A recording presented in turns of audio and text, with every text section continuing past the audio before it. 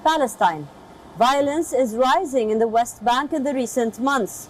Last Wednesday's twin explosions in Jerusalem that killed a Canadian citizens have added to the simmering tensions between the Israelis and the Palestinians. More on this story in the coming report. Twin blasts rocked the city of Jerusalem on Wednesday morning. The explosions at 2 bus stops occurred in the space of 30 minutes, killing a Canadian national and left another 22 people wounded. Israeli authorities have blamed Palestinian groups. The Palestinian group Hamas cheered the attack but has not claimed responsibility. Israelis have described it as a terror attack, which marks the first bombings to hit Jerusalem since 2016.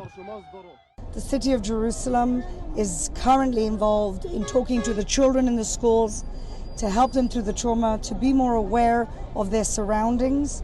We have psychologist teams in our welfare department also working on post-trauma.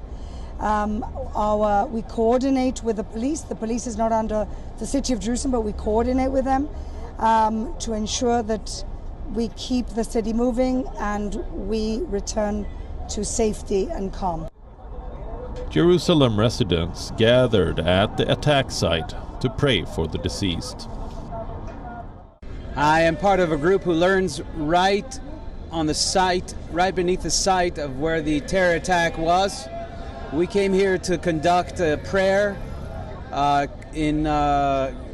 to show camaraderie to our fellow Jews, and we're not going to be overcome by terrorists. Following the bomb attacks, the Israeli military closed 2 checkpoints near the West Bank city of Jenin, which has been a flashpoint in recent months. Far-right Israeli lawmaker Itamar Ben-Gvir, who has called for the death penalty for Palestinian attackers, reacted to the latest blasts, saying Israel needed to take a tougher stance on violence perpetrated by Palestinian groups. The blasts come in the backdrop of growing violence in West Bank in the recent months. The Israeli army has launched near-daily raids since a series of deadly attacks on Israeli targets earlier this year.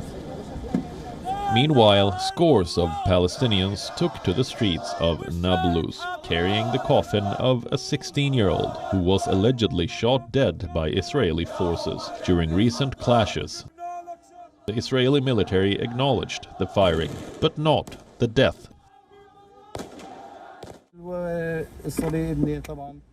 This is my son. When he heard that the occupation forces are raiding the area, his friends took him with them and gave him a gun. He went with them to resist, and now he is near God.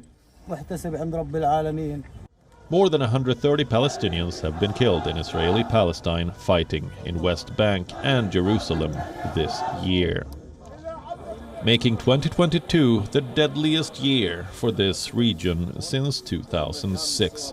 The latest bombings also come during a period of political transition.